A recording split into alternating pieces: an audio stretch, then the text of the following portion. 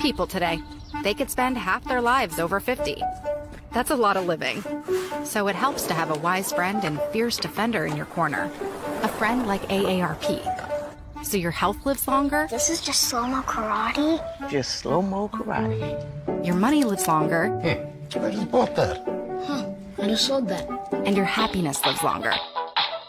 That's why the younger you are, the more you need AARP. Join today. Hello, my name is Teresa Collins, and I am an Executive Council member for AARP Illinois. AARP, a nonprofit, nonpartisan member organization, has been working to promote the health and well-being of older Americans for more than 60 years. AARP Illinois is proud to represent all those who are 50 plus in Illinois and our 1.7 million members. And we thank you for the opportunity to be your wise friend and fierce defender. Our mission is to enhance the quality of life for all as we age, leading positive social change and delivering value to members through advocacy, service, and information. At AARP, we know that staying fit is one of the pillars of healthy living, and we want to help you on your fitness journey. Physical activity can boost memory, improve thinking, and even lower dementia risk. It's not too late to start. AARP is proud to offer today's virtual event to start or continue you on your fitness journey. Have a wonderful class and enjoy.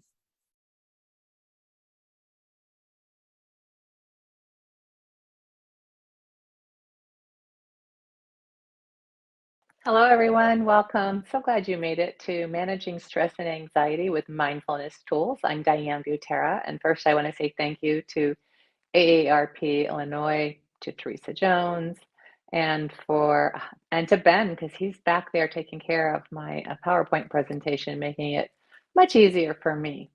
All right. So you can see that I asked you to just put in the chat where you're from and maybe even say what you're expecting to get from this presentation.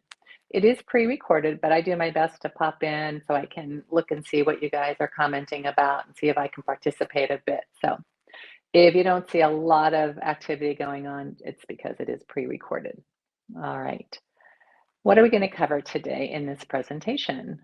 Well, we're going to have an introduction. You'll get to know a little bit about me. I wish I could know more about you. It's one of the things that I don't get to do in these presentations, but I like to use my imagination. Then we'll talk about stress and anxiety, the difference between the two, why they occur, how we can manage them, particularly using mindfulness tools of breath, movement, guided meditation, and gratitude practice. The guided meditation portion is going to last quite a while. It's probably, I'd say, I'd like it to be 15 to 20 minutes for you, so you get a really good feel for what it's like to listen to a guided meditation, very specific to reducing anxiety and stress. So you will need a quiet place to lie down where you're going to be very comfortable and you won't be disturbed. It could be your recliner, it could be your couch, it could be your bed, but will you be comfortable? We'll talk a little bit about how you cultivate a habit, and I want to give you some resources, and then we'll review what we've discussed or what I presented. All right, so a little bit about me and why I teach this presentation, this webinar on stress and anxiety. And so about my background, I am a movement educator, and I also teach hypnotherapy. I have a hypnotherapy practice, but mostly I work a lot with mindfulness tools, which I became a fan of when I went through a pretty tough situation of my own when I was diagnosed with cancer. So I already had some tools in my toolbox, but I found that cultivating those mindfulness tools was really important going through that situation. So my objective here is to maybe give you some shortcuts, give you this opportunity to benefit from all the information that I've been collecting, and I try to reduce it down to things that I think are really effective, things that are based in tried and true, robust research. I think that's really important. And then help you implement it into your life. And I know we're all coming from different situations, and I do not think that I am the know-it-all here.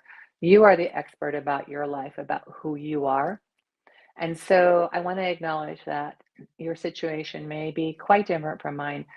And we're different from each other, but yet we're so much the same, right?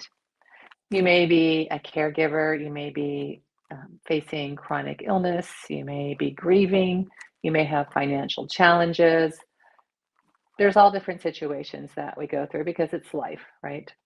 So I just want to acknowledge that and make sure that you understand that I'm not offering you this recipe or this cure-all for every situation. But I do think you're going to find there are tools that I'm going to offer that you say, you know what, I'm going to try that. I like that one. And that's why we have the webinar. So you get to practice the tools and see what they're like. So congratulations that you have carved out this time for yourself, that you are looking at how do you reduce stress in your life? How do you become healthier? That's really a great thing to be doing for yourself. And I want to point out something, and I've mentioned this quote before. It comes from education. It's where in the world did we get the idea in order for children to do better, we make them feel worse?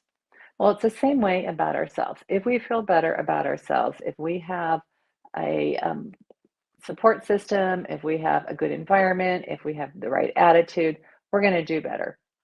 Unfortunately, the human condition is we have this tendency to have these stories or narratives, I call them, about that we're not good enough. We have a very ego-based society, I think, and there is a lot of competition to be the best or to be better. And regardless of what the situation is, I'm not going to get into the whole psychology of that. But many of us, and I would say a very large percent of us, walk around with this internal dialogue of, well, I'm just not good enough, I'm not worthy enough. And then there's also shame. And those are factors that really get in the way of using tools with the belief that they're going to work for us. And so when you find yourself, if you have some stories going on there, just be curious about it. Just be curious about it and maybe be open to changing that script or that narrative or that story. I hope that you will consider that.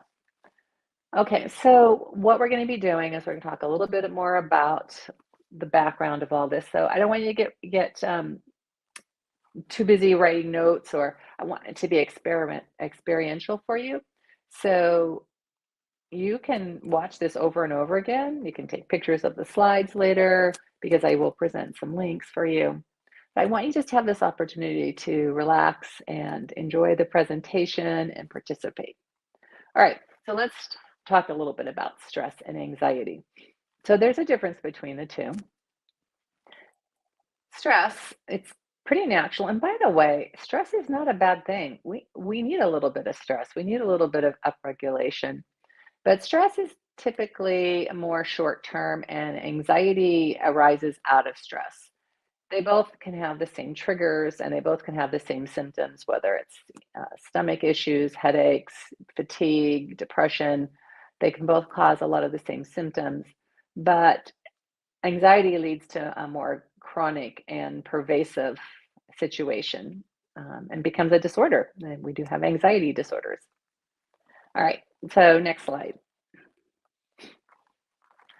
So why mindfulness tools? There are tons of tools out there, and mindfulness tools are not the only ones. You can use cognitive behavioral therapy. It's a particular kind of therapy. You can use your spiritual practice. But the mindfulness tools, the reason why I feel really confident and comfortable offering this to you is we have about 30 years or more of research backing up the fact that these mindfulness tools really do change how we feel for the better. So they plugged us up to electrodes and measure our heart rate and taking blood out to see what's going on. And we know that these mindfulness tools really do move the dial in terms of how we feel and that we can be much healthier.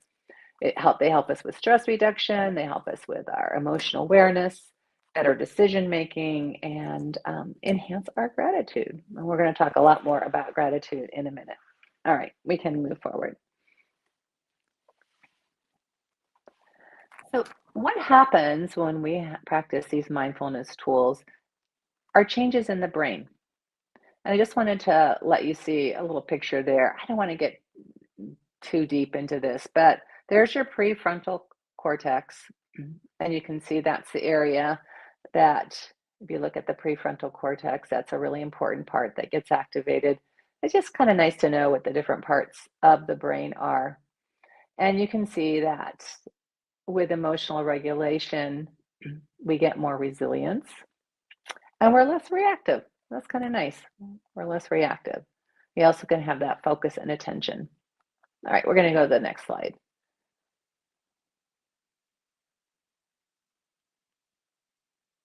I do want to talk about breathing practices for a minute. They're free, they're easy to do, and they're a really quick way to calm the nervous system. They're a mindfulness practice when we do it with our attention. What happens is we have two parts to our nervous system. It's the sympathetic and the parasympathetic. Sympathetic, that's your fight or flight. It's what gets triggered when you see a bear coming towards you, but it also doesn't know the difference between the bear and traffic. It gets us upregulated. Not a bad thing. Sometimes we need to be energized, right? Parasympathetic helps us rest and digest, and certain breathing techniques trigger that part of your nervous system, helping the nervous system calm down to relax. So we're going to practice some deep breathing techniques in a bit, but I just want to talk a little bit about that before we actually go into these practices. All right. We're going to do some movement. It's pretty simple movement, and some of it you can do from a chair, but I just want to give you a little practice that you could incorporate into your day.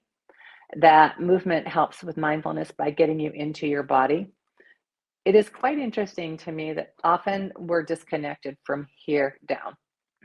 And for a variety of reasons, there's a lot of body shaming in our culture. There is a lot of focus on our weight, and there's trauma, a lot of different issues, but often we're really not fully in our body. So a little bit of mindful movement will help you get into your body and help you move away from those distractions and help you be present. That's a mindfulness practice. Okay. And then last but not least, well, there's two more things actually. We're going to do a meditation.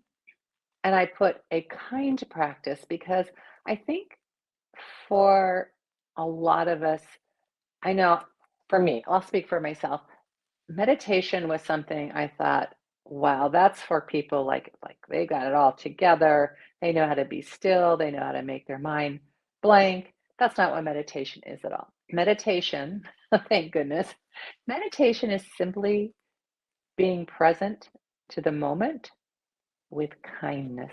The kindness part is really important. You can say without judgment, but I like saying with kindness. We already are really hard on ourselves, but being present. And that means if you see your mind going all over the place, you don't condemn yourself saying, oh, I'll never be able to do meditation. That's what meditation is. You're there in that moment. You're aware of the mind being busy. You're aware that you're starting to judge, and then you come back to this kindness. Oh, yeah, this is a kind practice. And I promise you, the more you do it, the easier it gets. It really does. It's just like any other muscle that you work or anything else that you practice, it gets easier and easier. And if you think, oh, an hour of meditation, no way. Start with 2 minutes. Start with 2 minutes.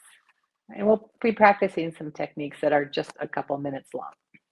I threw in this list of all the different kinds of meditation there are because maybe you are not drawn towards doing a guided meditation. You want to do something on your own. Guided meditation is where you're listening to someone else's voice and they're moving you through the meditation. All right. So you hear me mention research a lot.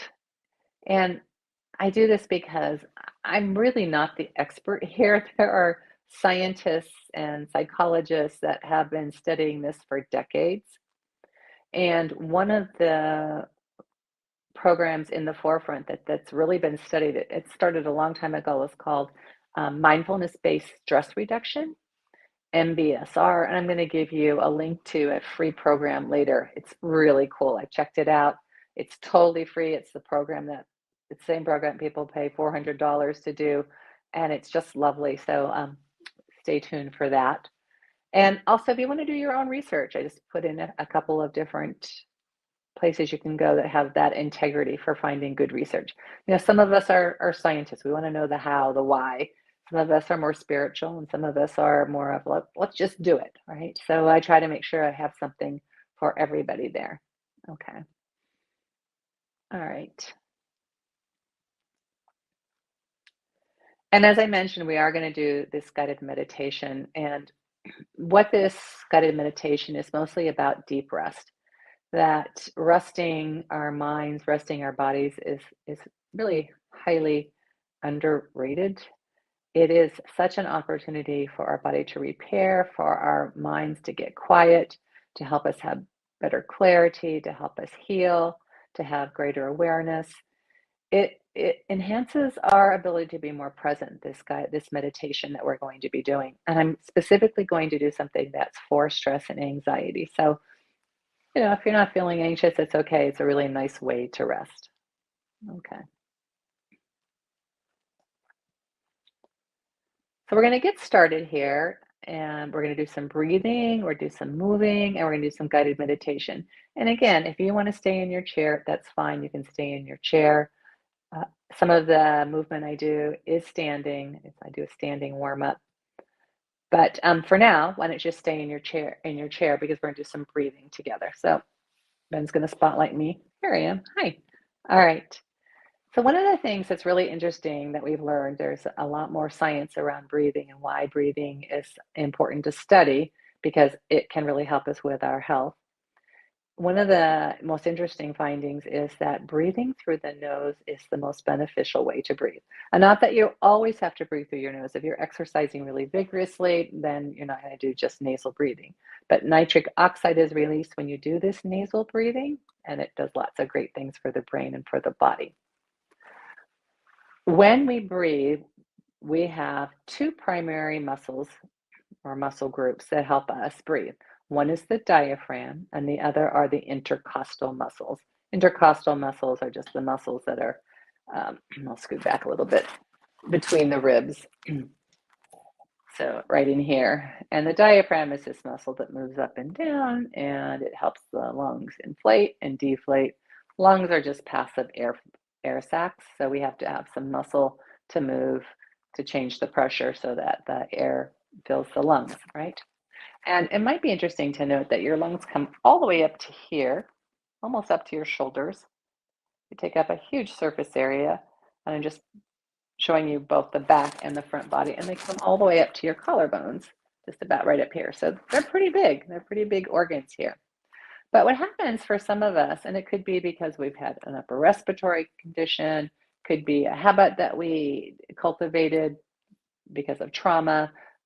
Some of us breathe in what I call paradoxically, meaning the opposite way we're supposed to breathe. So when we inhale, our belly sucks in, and when we exhale, our belly goes out. And the way your body's designed to move, that's paradoxical. It's really, in terms of the movement of your diaphragm, when you inhale, go ahead and put a hand on your belly right here, upper stomach part, not low belly, and a hand here just to rest that hand. And take a nice slow inhale. Notice your lower hand. And for most of us, that belly is going to expand. All right. So if that's not happening, it's a good thing to look at. That's a bit of paradoxical breathing here. Sometimes we start to grab with the muscles in the throat or in the chest. And as I said, it could be a result of a upper respiratory condition or trauma. And so when we practice long, slow breaths, it helps us get that full movement of the diaphragm. And you might hear that term diaphragmatic breathing. Well, all breathing is diaphragmatic because you got to use your diaphragm to breathe. It has to move up and down. But what we're really referring to is slow breaths that get the full movement of the diaphragm. Goes up and down. All right. So we're going to practice some diaphragmatic breathing. Go ahead and sit comfortably. Have your feet flat on the floor. Put your hands on your lap and take a moment to find some nice posture here. So I'm going to turn to the side. And here's my posture sometimes, right? A little bit saggy. Can you press down into your sit bones and lengthen up through the crown of your head? Press down into your sit bones and lengthen up through the crown of your head. It's going to help you with your intercostal muscles. It's going to help you with the movement of your diaphragm. And then notice where your shoulders are. Move them so they're over your hips. So I'm actually coming into my back body here. We're creating a lot of body awareness here. Feel your feet flat on the floor. Put your hands on your lap. There you go. And just take a moment here to notice how your breath feels. Try to just breathe through your nose here. Just breathe through your nose.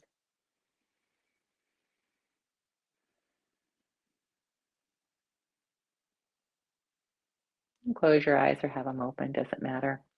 But what I'd like you to do is start to lengthen the breath and see if you can get to a 5-second inhale and a 5-second exhale. If you can't, no worries, just do your best.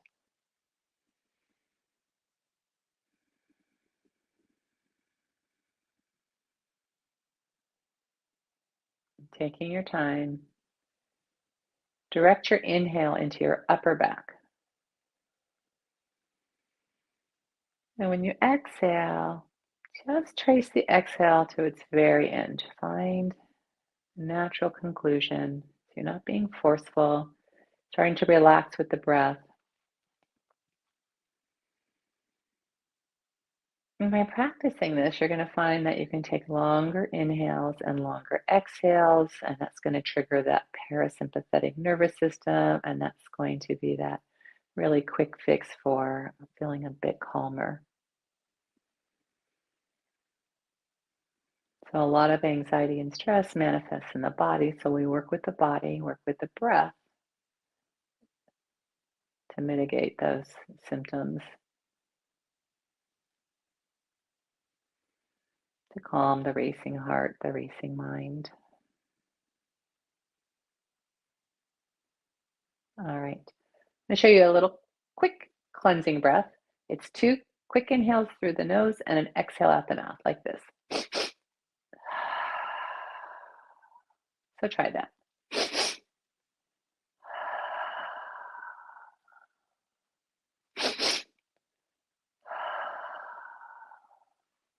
All right, the next breath work we're going to practice is called cyclic sigh. It's actually been found to be the most effective breathing technique for calming the nervous system. There's quite a few studies out there that have compared different types of breathing techniques. And this one, the cyclic sigh, seems to be the most effective. It's my favorite. You may or may not like it. Not everybody's a fan of it, but it's my most favorite. So I love teaching this. The cyclic sigh, you're going to use your nose to breathe on the inhale. So it looks like this. It's a long inhale through the nose without overdoing it. I want you to be comfortable. Another quick inhale, and then you're going to sigh out the mouth. So it looks like this.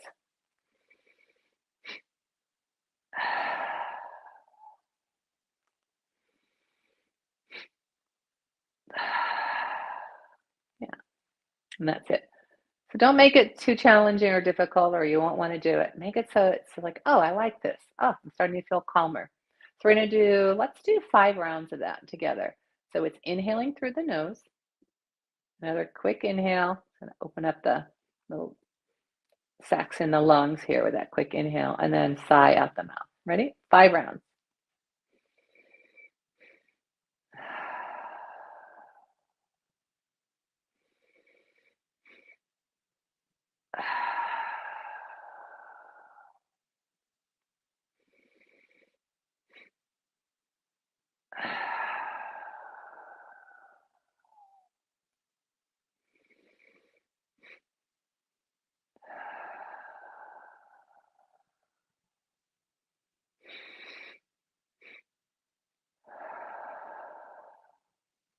So hopefully you got that nice, long, complete sigh. That's important, finishing that exhale. In fact, you might even practice a bit with making your exhale a little bit longer than your inhale. And if you're not used to breathing through your nose, they've got that first aid tape. It's not too sticky. Put it over your mouth. Try walking around with that. I'm not trying to get you to shut up, I promise. It's just a little technique to get you to become a nasal breather. So helpful. And if you live with a snorer and you want to check that out, have them sleep with a little piece of tape. It's hard to snore with your mouth open. All right. I'd like to teach you one more breathing technique. And I like this one for bedtime. It's not exactly one that you can practice standing in the grocery store. Well, you could, I guess. This one's called bee breath or Brahmari. I like it because it creates a vibration because we hum.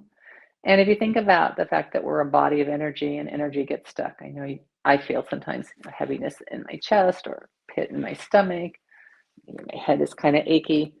And I can equate that with a feeling of tension, of energy being kind of stuck, right? So we're going to use this breathing technique called Brahmari or bee breath to move energy, and we do it with the vibration. So watch for a second. We close our eyes. I like to do it with the hands, and then we plug the ears. So I do that with a thumb. So it's eyes and ears closed. I'm going to create that echo effect. And then it's a big inhale through the nose, and then you just hum.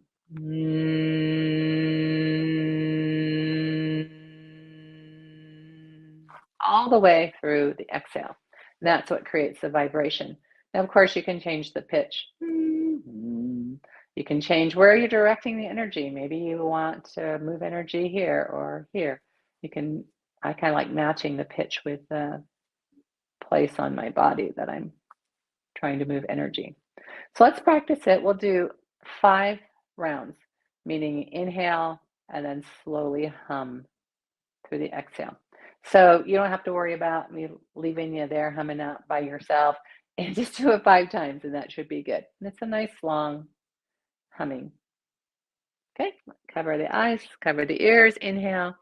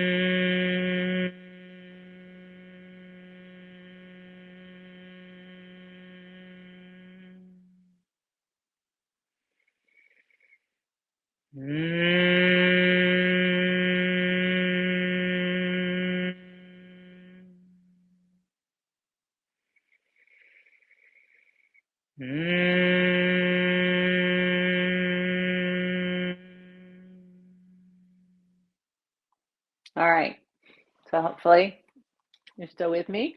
Yeah. Okay, we're going to come to standing and do what I call a standing warm-up. Some of these activities you can stay in the chair. And in fact, why don't we start with something in the chair that I think is just a good thing to practice because we really want to keep our core strong. And maybe you're not one to get to the gym, or maybe it's just really not available to you to do sit-ups or something like that. But just practicing getting in and out of your chair, pausing, sitting down gently, you're using core muscles there. See if you can get to this point where you can hover, sit down gently, and use the core. Doing that 10 times a day. I just wanted to offer something to my friends who maybe are not getting out of the chair. Okay? So I'm going to move the chair out of the way. You can keep it handy if you need it for balance. You can be near a wall. And let's start with, maybe hold on to the chair, put a finger on the wall. We're going to start with a little bit of shaking. Shake an arm, good for the lymph system. You're waking up proprioception, waking up the nervous system. The other arm, just something simple to do to be in your body. Feel your feet and then shake a leg and shake another leg. And then do a little bit of bouncing, just noticing how that feels in your body. You're coming into your body. Yeah. So out of the head and into the body. There you go. And then bring your arms up and let them drop and swing back up. Just notice how that feels. warming up the shoulder joint there. Then open your feet a little wider here. Let your arms dangle by your side. Feel your feet. And you're going to turn to the left and turn to the right. And I do pick up my foot here when I turn. And then get a little more enthusiastic here. And let your arms swing back behind you so you're actually patting your kidney here with the back of your hand. Get very enthusiastic here. And then maybe the front hand can tap the chest. And Qigong, it's called knocking on the door of life. In Chinese medicine, it's believed that your energy, your qi is stored in your kidney area. All right, and then going down, do a few more movements here. We're going to swim, but we're going to do the crawl at a diagonal. So reach out, scoop the water, reach out, scoop, reach way out there, scoop, press into your feet, reaching out. Let's do one more on each side. There you go. We're going to do a little dance step here. Put your hands on your hips. Try looking straight ahead. This is working with balance. Without looking at your feet, you're going to bring your left hip, left foot, the whole pelvis is going to come around. You're going to make a T, toes to arch, and then you're going to come back and make an upside down T. Don't look at your feet, look straight ahead. And bringing that pelvis around. You can hold on to the chair and coming back and do the other side. Maybe you move your chair to the other side, anchor into that standing leg. I'm assuming it's going to be your right leg that comes around and coming around. Might feel different on this side. Mine's a little stiff over here. And back and coming around and back and around and back. If you're in your chair, you can be doing your ankle circles. You can be doing your wrist circles. You can be doing elbow circles. Lots of things you can be doing in the chair, right? And you can even do this movement. I'm going to turn to the side so you can see. It's a little bend in the knees. Feet are hip distance apart. We're going to move the pelvis. Bring your sitting bones, they're down here. Sitting bones forward, and then bring your sitting bones back. I know, you probably can't see a lot. It's a subtle movement. Sitting bones forward, sitting bones back. Sitting bones forward, sitting bones back. Sitting bones, that's the part of the pelvis that touches the chair when you sit. We're going to add the arms here. So it's a weight-bearing movement here. So take it nice and easy. Little bend in the knees. Sitting bones come forward. Touch the backs of your hands together. The arms come forward. Sitting bones go back. You open the chest and reach the arms back behind you. Forward and back. We're moving the pelvis a little bit here. And you can do this in the chair as well. All right. And coming up to standing, pause for a second here. I'm going to do a little bit of what I call, and turn to the side, posture adjustment. Bring your shoulders up 2 inches, back 2 inches, and your shoulder blades down your back 2 inches. It's a subtle movement. 2 inches isn't much. Shoulders come up 2 inches, back 2 inches, shoulder blades down your back 2 inches. Be aware of your feet. Feel the balls of your feet, the heels of your feet. Feel all your toes. Be sure you're not locking your knees here. I want you to be aware of your tailbone and see if you can relax your tailbone. A lot of people carry tension in their tailbone. Let your tailbone drop. Let it just lengthen towards the floor. There you go. Tailbone dropping towards the floor. There you go. Now we're going to do a back bend. Are you ready? Inhale. On the exhale, reach your arms up overhead and look up between your hands. This is a back bend. It's an extension. Drop your tailbone. Let it relax. Move your hands back a little bit. Oh, you got this big back bend happening now. And then come forward and release. Good to do a few back bends every day. Inhale into your upper back. Exhale, sweep your arms up. Look up between your hands. Press into your feet. Relax your tailbone. Bring your thumbs back behind you. Press into your feet. Lift your armpits up towards the ceiling. And look between your hands. And come forward and release. Ankle mobility is so important for the health of our knees, for our hips, for our back. So here's a little movement that's really great for ankle mobility. Just do your best here. Open your feet really wide. You can have your chair here. You're going to come into what I call sumo pose. Bend your knees and stick your bottom out behind you. Yeah, there you go. And then straighten your legs. That's all it is. Bend your knees. Try to press your shins forward. Knees go towards your second toe and straighten. We're not doing this in a hurry. Getting that good ankle mobility, getting good flexion in the knees and in the hips. I'm going to turn to the side so you can see. Stick the bottom out a bit here. There you go. So if you want to add to this, I'm going to do a little work for the pelvic floor, work a little bit on strength. Again, you can hold on to your chair. Come into that bent knee position and pick up your heel. Let's pick up the right heel and lower it slowly. 5, 4, 3, 2, 1. Pick up the other heel and slowly lower. 5, 4, 3, 2, 1. Pick up both heels and slowly lower. 5, 4, 3, 2, 1. Press into your feet. Come back up to standing. Let's reach behind us and clasp the hands and press the hands away. Working with the shoulders a little bit more. Pressing the hands away here. Bring your arms up.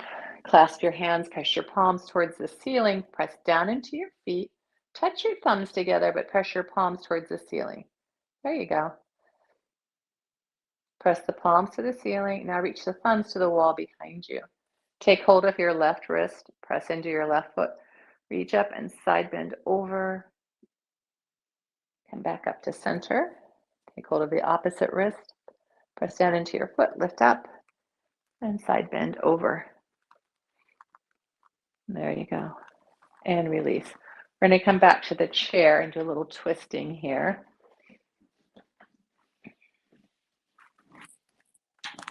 Now we're going to twist to the right first. Sit nice and tall. Your feet are on the floor. So maybe you have to put something under your feet to get the floor closer. We're going to twist to the right. So put your right hand on the chair seat and turning to the right. Try not to torque or pull yourself around. Try to use your abdominal muscles to twist. You can adjust that hand.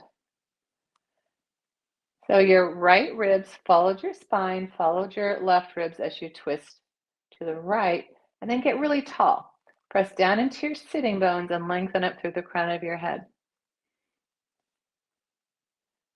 And you take that nice long breath. 5-second inhale, 5-second exhale. Relax your left shoulder away from your ear. Pull just the belly button to the left. You're twisting right, so pull just your belly button to the left. And then come back to center and we'll twist the other way. Now the opposite hand is on the chair.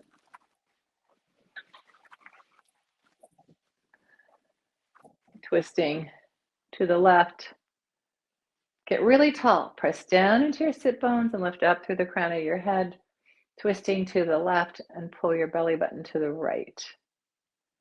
So when you twisted, the left ribs followed the spine, followed the right ribs as you look over your left shoulder. Taking long, slow breaths.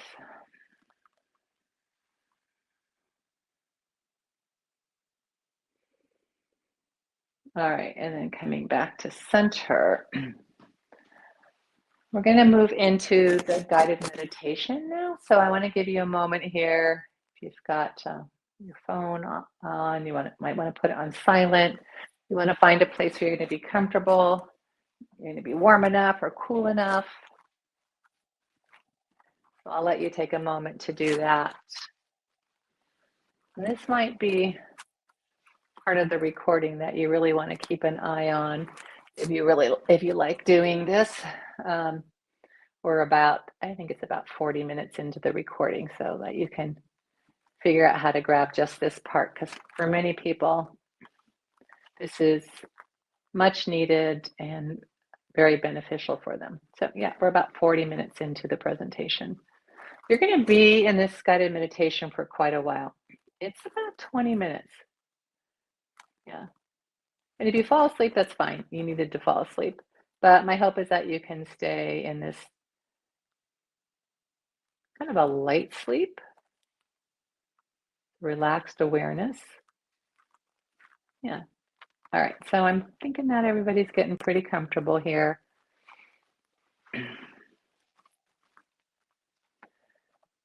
Get all your little wigglies out. Again, make sure you're not going to be disturbed by the phone or the door or a dog or a cat.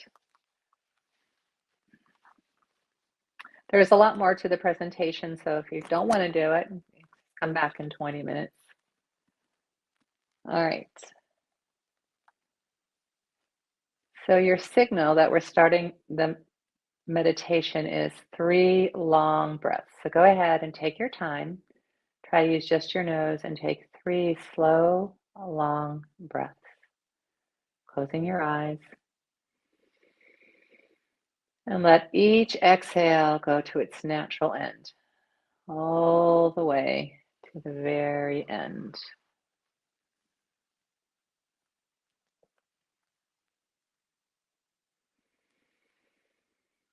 With each exhale, you're letting go of tension.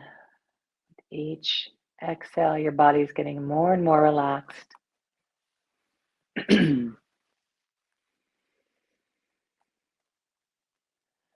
And then just resume your natural breathing as you let go. Begin now to let go. Letting go of anything that needs to get done. Simply being present to my voice and giving yourself this opportunity to rest deeply. You're always in total control here. So anytime you don't want to be in the meditation, you just open your eyes and it's over. But see if you can just let go and enjoy the ease, the rest.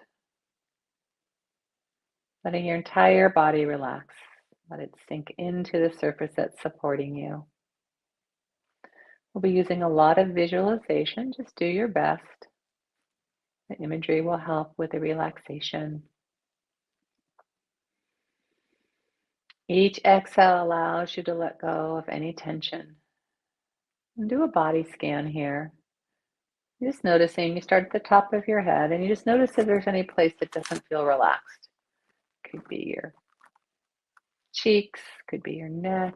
Just doing a body scan, and anywhere that feels less than completely relaxed, breathe into that area.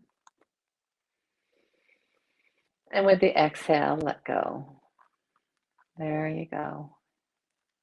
Letting go of any tension, finding ease in the breath, relaxing completely, staying tuned into my voice in this light sleep that you'll soon be entering.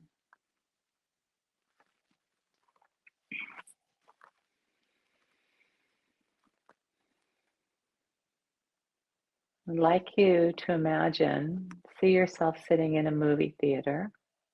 Maybe you notice certain smells or sounds. And in front of you is the big screen, big blank screen. There's nothing on the screen. It's just dark. I want you to watch the screen. Don't try hard to do anything. Just watch without getting too involved. And maybe you'll see patterns or lights or images. But you just watch without judging. Just watch the screen.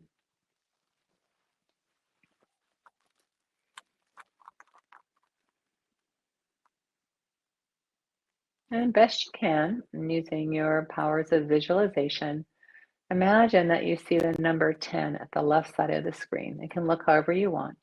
And watch the number 10 travel across the screen from left to right as you let go more and more. And then see the number 9 on the left side of the screen. Eyes stay closed. As the number 9 travels across the screen, you feel more and more relaxed. And then the number 8 moves across the screen, letting go, finding ease. And the number 7 moving across the screen from left to right. All tension is gone, completely comfortable, relaxing. And then the number 6 moving across the screen as you let go. And see the number 5.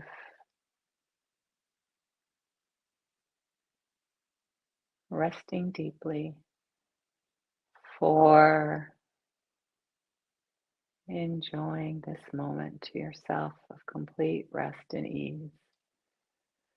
3. Travels across the screen. 2. So relaxed, peaceful, safe. 1.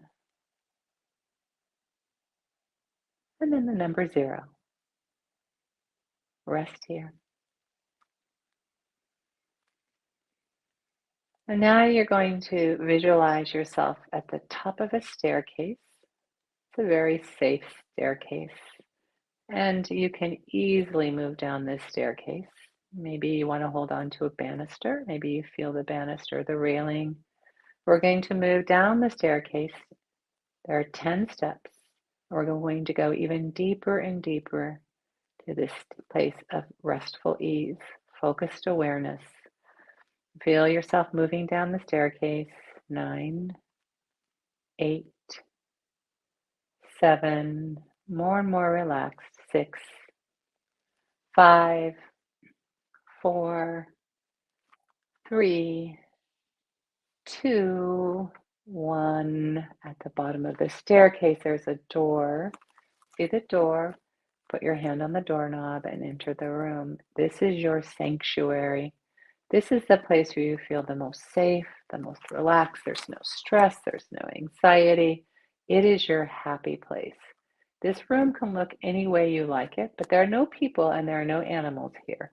But it's your sanctuary. So see the size and shape of this room. Just take your time creating your sanctuary. And notice, are there windows? How high the ceiling is? What's on the floor? Is there a fragrance to this room? Maybe the windows are open and you can hear the sounds outside the window. You can put any objects here that you want. It's where you feel the happiest, the most content, the most stress-free. Put anything you want into your sanctuary.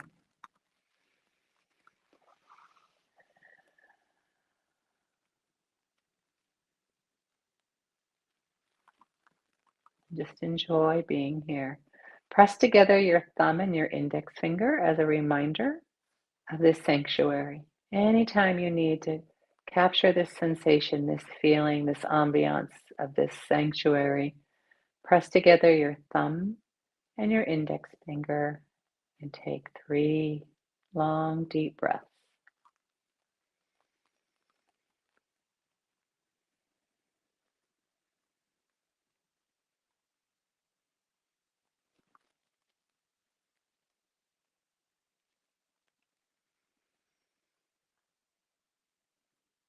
And find a place to lie down in your sanctuary room. Feel yourself lying down in your sanctuary room comfortably. And it's perfectly natural if your mind starts to notice other thoughts or sounds, but they're really not important. They start to fade into the background as your subconscious absorbs every beneficial message here. There's no hurry or effort. Your mind and body relax into their own natural way. Now we're going to start to move awareness around your body.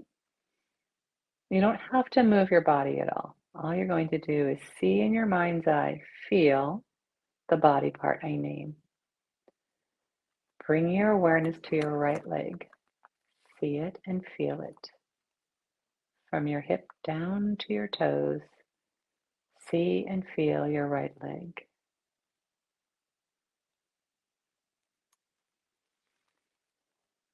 Be aware of your right foot and feel your pinky toe all the way to the toenail. And then the fourth toe and the third toe to the toenail on each toe. Your second toe, your big toe, feeling the toenail. The top of your foot, the sole of your foot, your whole foot.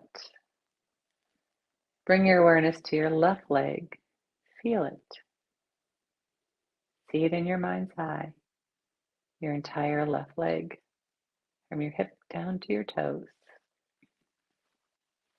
And be aware of your pinky toe, toenail, fourth toe, third toe, second toe, big toe, the top of your foot and the sole of your foot, your entire left foot. Move your awareness to your right arm and feel your right arm. Be aware of your right hand, the pinky finger, your ring finger, your middle finger, your index finger, and your thumb. Bring your awareness to your left arm. Feel your entire left arm, your left hand, your pinky finger, your ring finger, your middle finger, your index finger, your thumb. Bring your awareness to your back body, to your spine, from your head down to your tailbone. Awareness of your rib cage. Now to your head and to your face. Feel your forehead relaxing, softening, your cheeks softening and relaxing. Awareness of your right eye and your left eye, and your right nostril and your left nostril. And go inside your mouth and be aware of the roof of your mouth, softening and relaxing. And feel your tongue soften and relax. And feeling your upper row of teeth and your lower row of teeth, your upper lip and your lower lip, your entire face, your right ear, your left ear, the front of your throat, the back of your neck. Feel your whole front body, feel your whole back body. Feel your entire body completely resting at ease. Take another nice slow breath and let the breath go. Allow your body to soften even more. Each breath bringing you comfort and release. Your stomach feels at ease. The rhythm of your breath deepens naturally. This relaxation moves down through your hips, your thighs, down deeper to your knees, and even deeper to the calves and the legs, to the feet, completely relaxed. This wave of ease travels through the ankles, the feet, and toes, leaving your entire body completely relaxed. With each deep breath, your body feels supported, calm, and serene. A peaceful energy sets in, signaling that your body is fully at rest. Each time you relax in this way, the benefits of calm and ease deepen, strengthening effortlessly each time you practice letting go.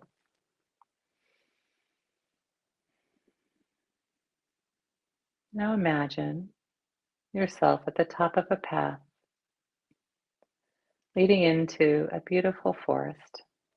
Picture it any way you want, where it feels safe and beautiful and serene to you. With each step down this path, your relaxation deepens and a profound sense of calm and ease surrounds you. Each step taking you deeper and deeper into this state. Take another step, 9, another step, 8, as you walk down the path, 7, 6, deep, deep, deep into this state of relaxation, 6, 5, 4, so relaxed, more relaxed than you've ever felt in your life, 3, 2, 1, completely relaxed. And now you're in this tranquil place. The air is so fresh. You can almost feel the air. The sunlight filters gently through the trees, casting soft light on the ground. And you notice the sound of birds in the distance, the rustling of leaves in the breeze, and the faint scent of pine and earth.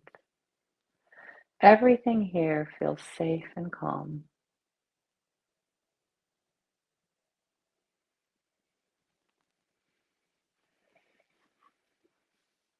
As you take a walk along the gentle path, each step feels grounding, connecting you to the earth beneath your feet. And find a comfortable place to rest.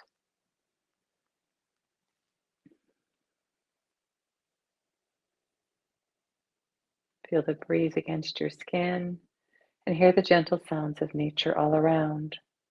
This is a place of restoration, of healing, a place where stress simply melts away. Imagine setting down any worries or tension, like placing a heavy bag on the ground.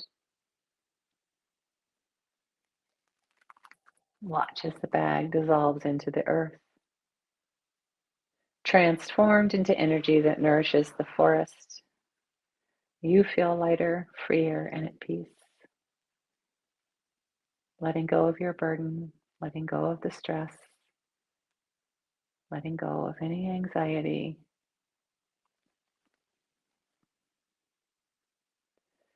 In this peaceful state, your body and mind work together in perfect harmony.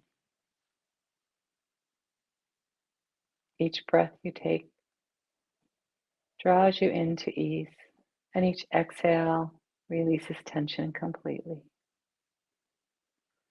A warm, soothing sensation flows through every part of your body, replacing stress with calm. Touch together your index finger and your thumb to recall this sense of ease and peace, to remind you of this quietude and serenity.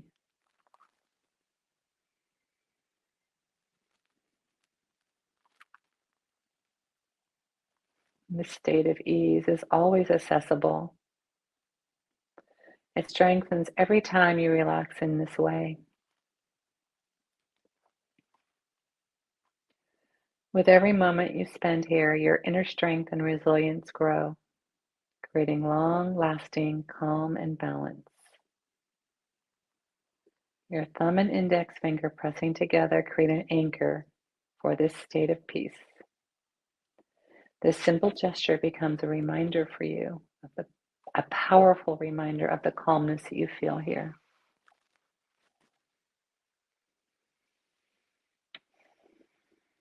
Just rest. Each time you press your fingers together in this way, a wave of comfort washes over you, returning you into a relaxed state effortlessly. Just rest here.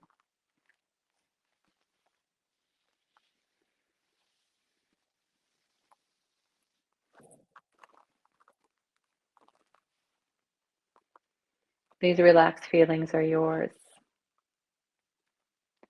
As you take in the vibrant green of the forest, you now associate this color with a sense of calm and balance. Green represents renewal and healing, and every time you see the color green in daily life, it reminds you that there's a deep sense of peace strengthening within you.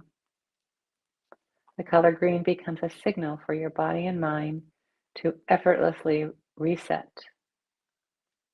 restoring balance with ease.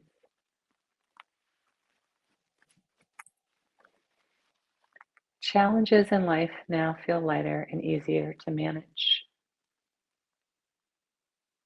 When stressful moments arise, calmness is present, guiding your thoughts and actions. This calmness strengthens every day, becoming a natural part of who you are.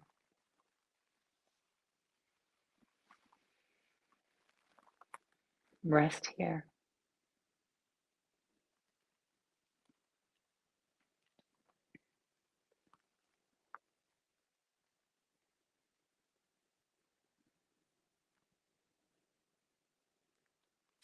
In a moment, you'll return to your waking, but you'll carry this peaceful feeling with you.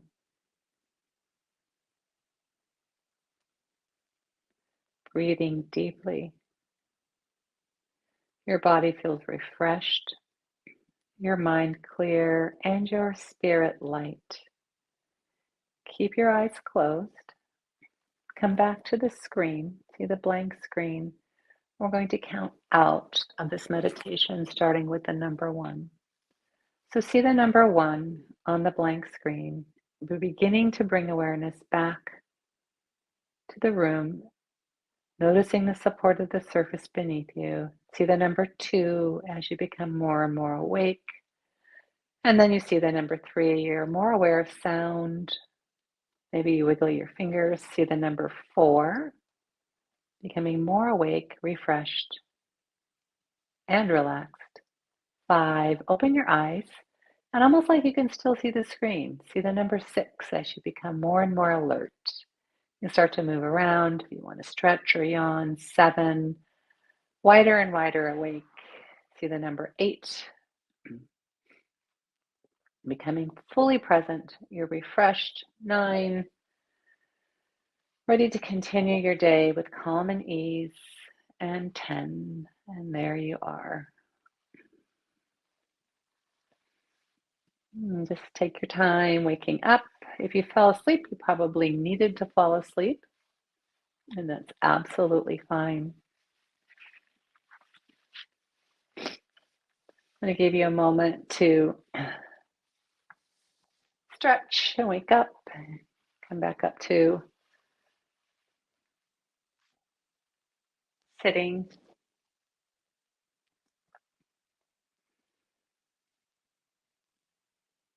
All right, now we're going to go back to the webinar, back to the slides. I do want to talk about gratitude. And just like I mentioned before with the mindfulness tools, we have research that shows that a gratitude practice actually changes the brain.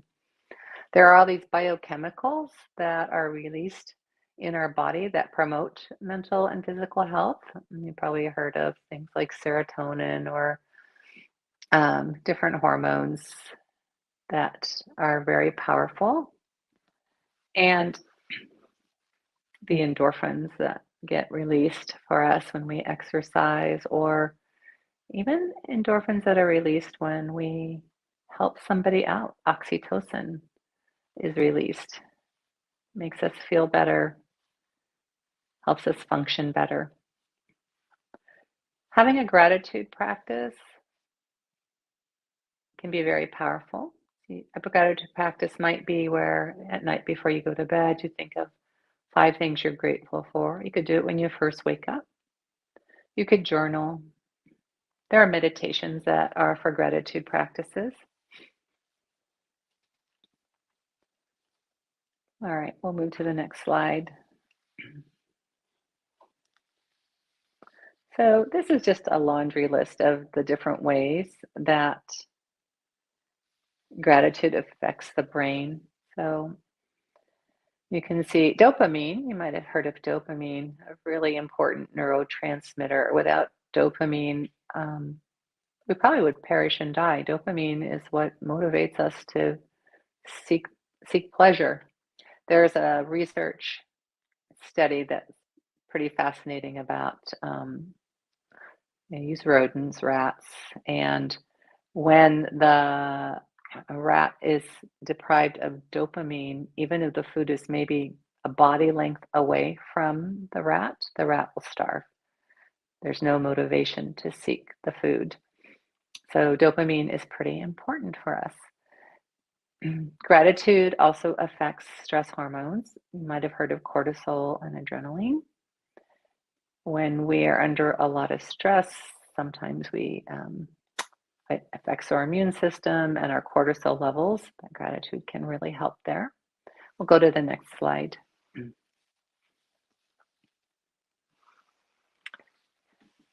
Just a few more points about that. I don't want to belabor this. I just want to put a plug in for gratitude. We'll go to the next slide. Oh, neuroplasticity. So I love that word, neuroplasticity. It sounds so fancy.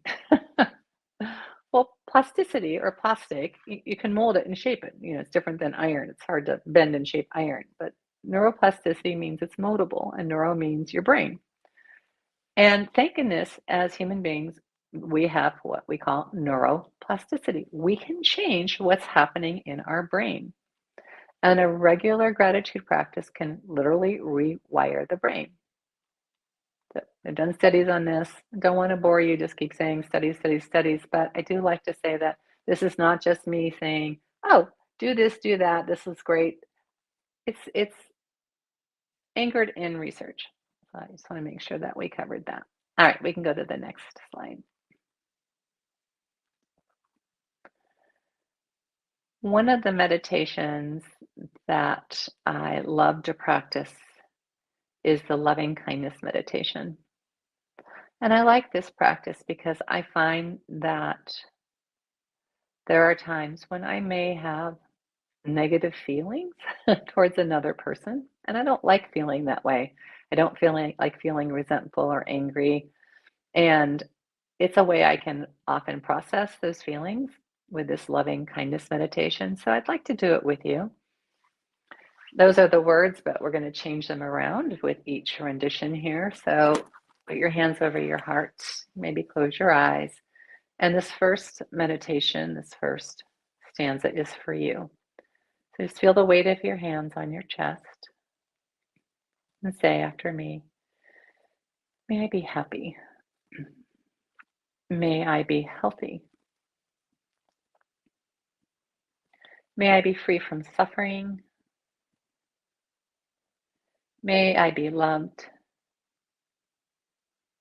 May I be at peace.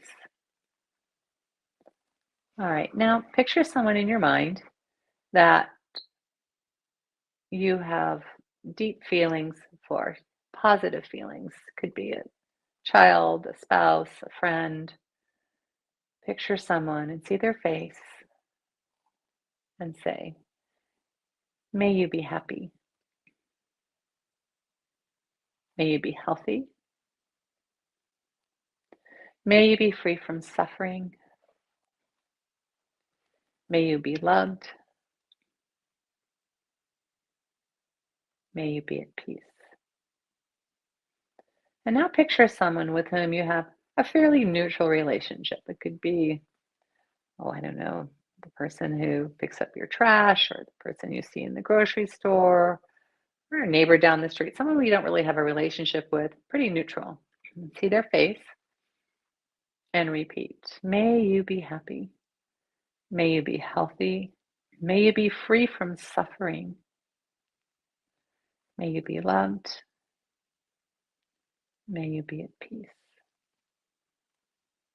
Now, picture someone, see in your mind's eye, the face of someone with whom you have a more contentious relationship. Maybe someone you actively dislike, or maybe you're in conflict with. So picture that person, see that person, and say to that person, may you be happy. May you be healthy. May you be free from suffering. May you be loved. May you be at peace. All right, last but not least, we're almost done here.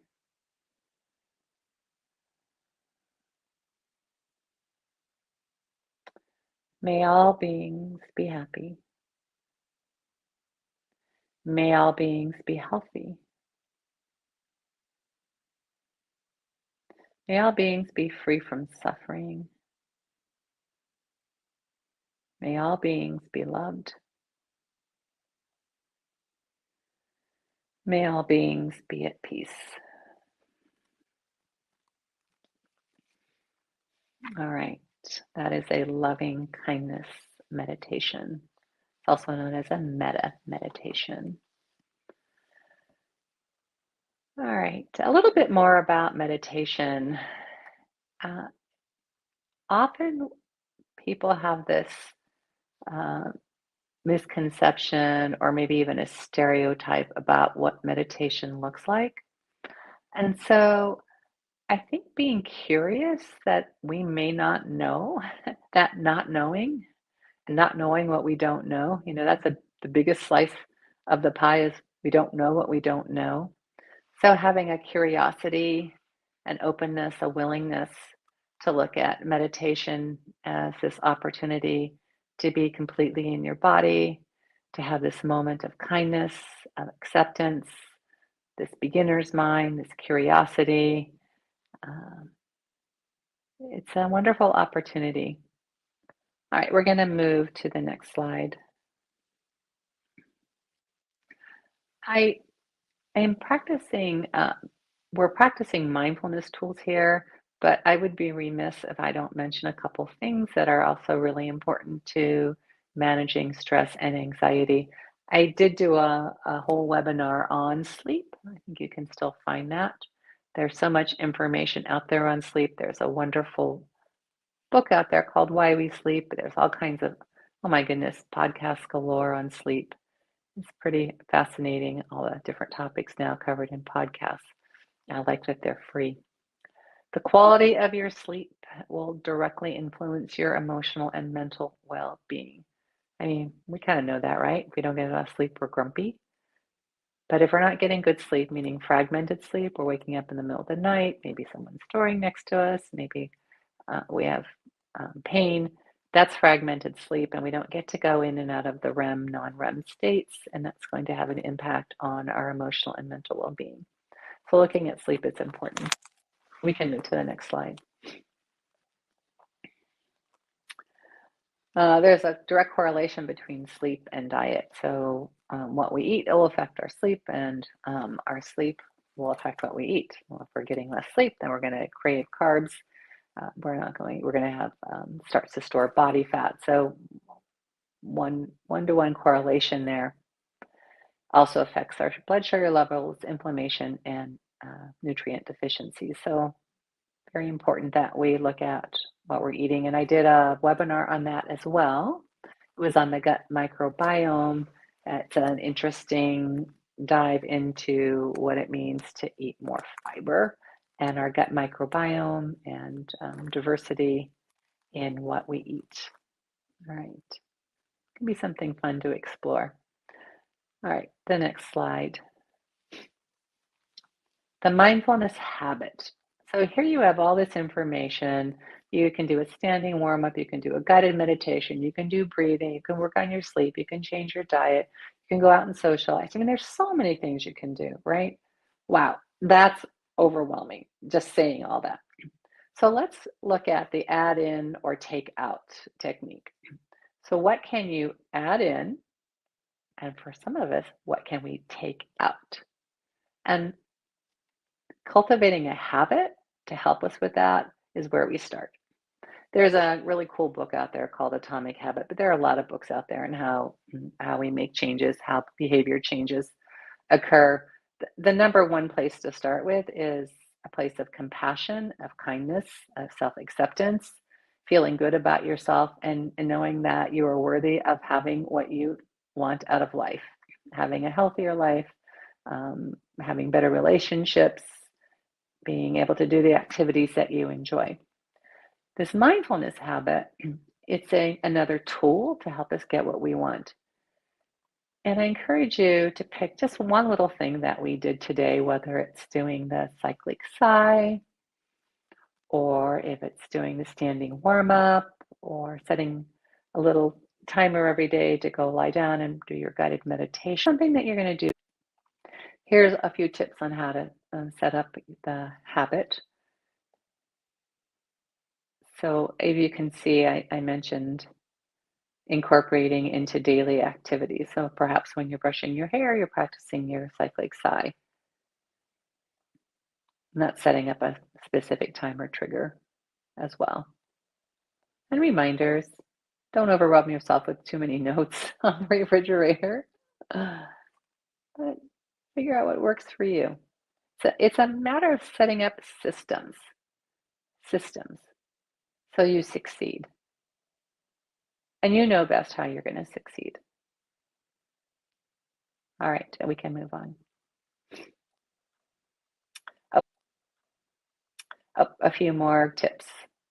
Oh, here's a quote from James Clear, the guy that wrote Atomic Habits. You do not rise to the level of your goals, you fall to the level of your systems. And what he means is you can have all these goals written. I'm going to go for a jog. I'm going to eat less chocolate. I'm not stopping for French fries. Whatever those goals are, that's really not the most successful way to create a habit. We're going to create a habit by having a system, an environment that helps us succeed. So I think that's what he means when you says you fall to the level of your systems. I don't know if you have to fall, but. And then a few more tips here. There's so many different ways of accessing meditations. There's lots of apps. I got an app for that, right? An app for everything. I do believe that tracking your progress is very beneficial. And of course, we talked about gratitude, and there are a lot of communities out there. And again, I'm going to remind you about community and about social connection. It helps release oxytocin. It makes us feel better in so many different ways. All right. You don't have to do this alone. And you're going to feel better when you don't. All right. Next slide, please. I wanted to give you some websites that you could look at if you're interested in exploring a little bit more. And if you want, you can take a screenshot of this, but you can also watch this recording again. We're at 1 hour, 16 minutes for the resources. The way to gauge where to look for it. And then we're going to look at a few more tools. You can advance for me, Ben. All right, and we'll do the next slide. I love guided meditations, and I think it's really important to find a voice and a script that works for you. I know I love Rod Stryker, and I introduced that to a friend, and I don't like his voice. Oh, I really like his voice, so it's personal. And then we'll go on here.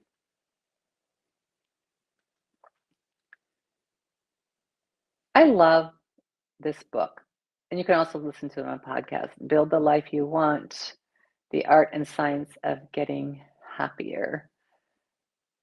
And then there's 10% Happier.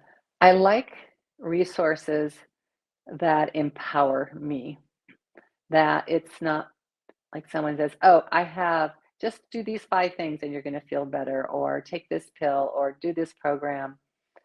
It's very real, very realistic, very applicable. And so both of those, particularly the build the Life You Want, I love that one. And then I added a podcast in there. Okay, we can go on. So a little review of what we just covered. The first thing I want to say is you're the expert about your own life, and knowing that transformation is available to everybody. It's not for a few select people. It's not about how much money you have or how smart you are or where you live. It's available to everybody. But we do have to take the steps. And baby steps. Start with baby steps. If your load is really heavy, take some of those rocks out so it's easier to take the steps. And then we talked about the benefits of mindfulness. We can keep going with that review. Start small. Yep. Start small, have a plan.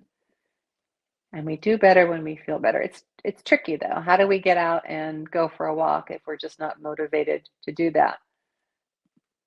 We know we're going to feel better, but if we don't feel good, it's hard to make ourselves go out there. So start with something that you can do. Add in what you can, take out what you need to. All right. I am very grateful that you took the time to show up for this presentation. You can always email me, dianebutera1@gmail.com. If you have questions, comments, if I can do a better job, if you're not clear on something that I covered, if you want to talk more about something, if you want to hear more about my cancer and how I went through ovarian cancer 14 years ago and what I found to be helpful, I'm happy to share that with you. Again, you are your own expert, and it's a very personal, intimate journey, and I appreciate that you let me go on that journey with you. All right, I think that we're all set here. Is there any other slides there? I think that might be the last one. Yeah. All right, you could spotlight me for a second. Okay. Hey there.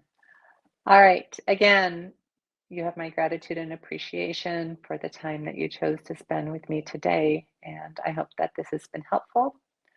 And until we meet again.